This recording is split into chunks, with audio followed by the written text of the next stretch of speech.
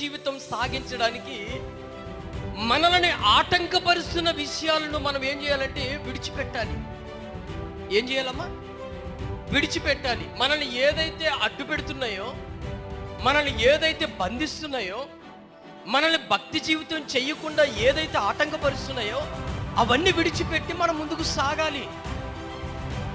ఏదో నన్ను ఆపేస్తుంది, ఏదో నన్ను బలవంతం చేస్తున్నాయి, ఇవన్నీ నన్ను ఆపేస్తున్నాయి, ఇవన్నీ నన్ను భక్తి జీవితం చేయనివ్వట్లేదు, ఇవన్నీ నన్ను మందిరానికి వెళ్ళనివ్వట్లేదు, ఇవన్నీ నన్ను అది ఇది చేస్తున్నాయి అని చెప్పి నువ్వే వాటి మాట వెనకాల, లేకపోతే వాళ్ళు చెప్పే ఆ స్టోరీలు వెనకాల, లేకపోతే వాళ్ళు ఆటంకపరిచే విషయం వెనకాల నువ్వు వెళ్ళిపోతే వెనకబడిపోయేది నువ్వే.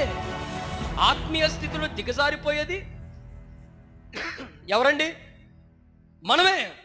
కాబట్టి ఇక్కడ చూడండి, వాళ్ళు ఏం చేస్తారంటే వాళ్ళకున్న దోణెలు, వలలు, వాళ్ళకున్న కుటుంబాలు అన్నీ విడిచిపెట్టి